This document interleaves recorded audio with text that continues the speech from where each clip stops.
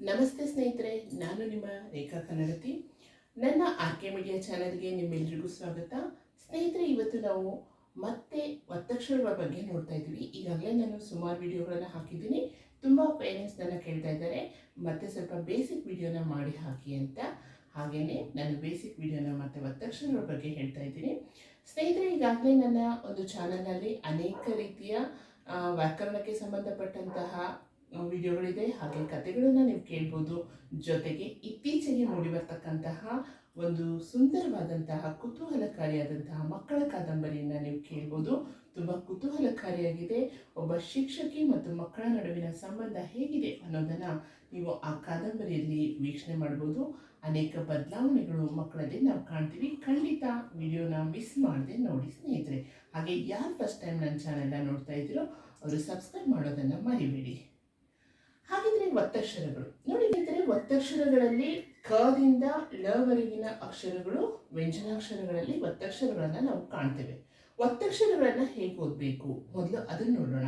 ನೋಡಿ, ಕ, ಕ, ಗ, ಗ, ಞ, ಚ, ಚ, ಜ, ಜ, ಞ, ಟ, ಟ, ಡ, ಢ, ನ, ತ, ಥ, ಧ, ಧ, ನ, ಪ, ಪ, ಭ, ಭ, ಮ, ಯ, ರ, ಲ, ವ, ಶ, ಶ, ಸ, ಹ, ಳ. ನೋಡಿ, ಇಲ್ಲಿ ಎಷ್ಟೋ ಮಕ್ಕಳು ಓದುವಾಗ ಇಲ್ಲಿ ತಪ್ಪು ಮಾಡ್ತಾರೆ. ಶ ಅನ್ನೋದನ್ನ ಶೇ ಅಂತ ಹೇಳ್ತಾರೆ. ನಾನು ಹೀಗೆ ಕಂಟಿನ್ಯೂ ಆಗಿ ಓದುವಾಗ ಮಕ್ಕಳನ್ನ ತುಂಬ ಗಮನಿಸ್ತೀನಿ. ಯ, ರ, ಲ, ವ, ಶೇ, ಶೇ ಅಂತ ಹೇಳ್ಬಿಡ್ತಾರೆ. ಇದು ತಪ್ಪು ಉಚ್ಚಾರಣೆ ಆಗುತ್ತೆ. ಸೊ ಹಾಗಾಗಿ ಇಲ್ಲಿ ವ ಆದ ತಕ್ಷಣ ಶ, ಶ, ಸ, ಹ, ಳ ಈ ರೀತಿಯಾಗಿ ಓದಬೇಕು. ಯಾಕಂದ್ರೆ ಉಚ್ಚಾರಣೆಯನ್ನು ನಾವು ಸರಿಯಾಗಿ ಮಾಡಿದಾಗ ಮಾತ್ರ ಓದು ಬರಹ ಸ್ಪಷ್ಟವಾಗಿರುತ್ತೆ. ಹಾಗಾಗಿ ಮಕ್ಕಳಿಗೆ ನಾವು ಕಲಿಸುವಾಗ ಸರಿಯಾದ ಕ್ರಮದಲ್ಲಿ ಕಲಿಸ್ಬೇಕಾಗುತ್ತೆ. ಅದು ನಮ್ಮ ಕರ್ತವ್ಯ ಕೂಡ ಆಗಿರುತ್ತೆ. ಹಾಗಿದ್ರೆ ಈ ಒತ್ತಕ್ಷರಗಳನ್ನ ಬರೆಯೋದು ಹೇಗೆ, ಓದೋದು ಹೇಗೆ ಅಂತ ತಿಳ್ಕೊಂಡ್ರಿ. ಇದ್ರ ಜೊತೆ ಒತ್ತಕ್ಷರಗಳಲ್ಲಿರ್ತಕ್ಕಂತಹ ವಿಧಗಳು ಯಾವ್ಯಾವು, ಅವುಗಳನ್ನ ಹೇಗೆ ವರ್ಗೀಕರಿಸಲಾಗಿದೆ ಅನ್ನೋದನ್ನ ನೋಡೋಣ. ಒತ್ತಕ್ಷರಗಳಲ್ಲಿ ಎರಡು ವಿಧಗಳಿದಾವೆ. ಒಂದು ಸಜಾತಿ ಒತ್ತಕ್ಷರ, ಇನ್ನೊಂದು ವಿಜಾತಿ ಒತ್ತಕ್ಷರ. ಸಜಾತಿ ಒತ್ತಕ್ಷರ ಒಂದು ವ್ಯಂಜನಾಕ್ಷರಕ್ಕೆ ಅದೇ ವ್ಯಂಜನ ಬರೋದು. ನೋಡಿ, ವ್ಯಂಜನಾಕ್ಷರಗಳಂದ್ರೆ ಕದಿಂದ ಲವರೆಗೂ ಇರ್ತಕ್ಕಂಥ ಅಕ್ಷರಗಳು. ಅದರಲ್ಲಿ ವರ್ಗೀಯ ವ್ಯಂಜನ, ಅವರ್ಗೀಯ ವ್ಯಂಜನಗಳಂತಿದ್ದಾವೆ. ಇಲ್ಲಿ ಸೇಮ್ ಒತ್ತಕ್ಷರ ಅಂದ್ರೆ ಸೇಮ್ ಅಕ್ಷರ ಒತ್ತಾಗಿ ಬಂದ್ರೆ ಅದು ಸಜಾತಿ. ಅದೇ ಅಕ್ಷರಕ್ಕೆ ಬೇರೆ ಅಕ್ಷರ ಬಂದ್ರೆ ನೋಡಿ ವಿಜಾತಿ ಒತ್ತಕ್ಷರ. ಒಂದು ವ್ಯಂಜನಾಕ್ಷರಕ್ಕೆ ಬೇರೆ ವ್ಯಂಜನ ಬರೋದು. ಈಗ ನಿಮಗೆ ಉದಾಹರಣೆ ನಾನು ಮುಂದೆ ತೋರಿಸ್ತೇನೆ. ಇಲ್ಲಿ ಕ ಅಂತ ಬಂತು. ಕಕ್ಕೆ ಖನೇ ಒತ್ತಕ್ಷರ ಇದ್ರೆ ಅದು ಸಜಾತಿ. ಈಗ ಅಕಸ್ಮಾತ್ ಮಕ್ಕೆ ನ ಬಂದ್ರೆ ಅದು ವಿಜಾತಿ. ಓಕೆನಾ? ಹೀಗೆ ಸಜಾತಿ, ವಿಜಾತಿ ಒತ್ತಕ್ಷರ ಅಂತ ಹೇಳ್ತೀವಿ. ಉದಾಹರಣೆಗಳನ್ನು ನೋಡಿದಾಗ ನಿಮ್ಗೆ ಇನ್ನೂ ಸ್ಪಷ್ಟವಾಗಿ ಗೊತ್ತಾಗುತ್ತೆ.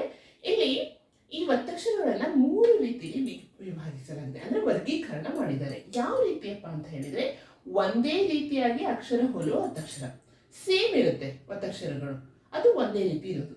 ಇನ್ನು ಅಕ್ಷರ ಹೋಲುವ ಒತ್ತಕ್ಷರಗಳಲ್ಲಿ ತಲೆಕಟ್ಟಿರೋದಿಲ್ಲ. ಎಷ್ಟೋ ಮಕ್ಕಳು ಎಲ್ಲಕ್ಕೂ ತಲೆಕಟ್ಟು ಕೊಡ್ತಾ ಹೋಗ್ತಾರೆ. ಈಗ ನೋಡಿ, ಟಕ್ಕೆ ಇಲ್ಲಿ ತಲೆಕಟ್ಟಿಲ್ಲ, ಇಲ್ಲೂ ತಲೆಕಟ್ಟಿಲ್ಲ. ಆದ್ರೆ ಎಷ್ಟೋ ಮಕ್ಕಳು ಇಲ್ಲಿ ತಲೆಕಟ್ಟು ಕೊಟ್ಟು ಕೆಳಗು ಒತ್ತಕ್ಷರಕ್ಕೆ ತಲೆಕಟ್ಟು ಕೊಡ್ತಾರೆ. ಇದನ್ನ ನಾನು ತುಂಬಾ ಕಡೆ ಗಮನಿಸ್ತಾ ಇದ್ದೀನಿ. ಟೀಚರ್ ಕೂಡ ಇಂಥ ಮಿಸ್ಟೇಕ್ಗಳನ್ನ ಮಾಡ್ತಾ ಇದ್ದಾರೆ. ಸೊ ದಯವಿಟ್ಟು ನಾವು ಮಕ್ಕಳಿಗೆ ಕಲಿಸುವಾಗ ಸರಿಯಾದ ಕ್ರಮದಲ್ಲಿ ಕಲಿಸ್ಬೇಕಾಗುತ್ತೆ. ಸೊ ನೆಕ್ಸ್ಟ್ ನೋಡಿ, ಭಿನ್ನ ರೀತಿಯ ಒತ್ತಕ್ಷರ. ಸಜಾತಿ ಒತ್ತಕ್ಷರಗಳಲ್ಲಿ ಭಿನ್ನ ರೀತಿ ಇರುತ್ತೆ. ಅದನ್ನ ನಾನು ನಿಮ್ಗೆ ಮುಂದಿನ ಉದಾಹರಣೆಗಳಲ್ಲಿ ಹೇಳುವಾಗ ಹೇಳ್ತೀನಿ. ಭಿನ್ನ ರೀತಿಯ ಒತ್ತಕ್ಷರ ಅಂದ್ರೆ ಅದು ವಿಜಾತಿ ಆಗೋದಿಲ್ಲ, ಅದು ಸಜಾತಿ ಒತ್ತಕ್ಷರಗಳಲ್ಲಿ ಯಾವ ಆ ರೀತಿ ಒತ್ತಕ್ಷರಗಳು ಬರ್ತವೆ, ಭಿನ್ನ ರೀತಿಯ ಒತ್ತಕ್ಷರಗಳು ಯಾವ್ಯಾವ ಬರ್ತವೆ ಅನ್ನೋದನ್ನ ನಾವು ಉದಾಹರಣೆಗಳ ಮೂಲಕ ನೋಡೋಣ. ಹಾಗಿದ್ರೆ ಮುಂದಿನ ವಿಡಿಯೋದಲ್ಲಿ ನಾವು ಈ ಸಜಾತಿ ಒತ್ತಕ್ಷರಗಳು ಯಾವುವು, ವಿಜಾತಿ ಒತ್ತಕ್ಷರಗಳಾವು, ಹೇಗೆ ಒತ್ತಕ್ಷರಗಳಲ್ಲಿ ಬೇರೆ ಬೇರೆ ರೀತಿ ಇದೆ ಅನ್ನೋದನ್ನ ನಾನು ನಿಮಗೆ ಹೇಳ್ತಾ ಹೋಗ್ತೀನಿ. ಹಾಗಿದ್ರೆ ಮುಂದಿನ ವಿಡಿಯೋದಲ್ಲಿ ಸಿಗೋಣ. ಧನ್ಯವಾದಗಳು.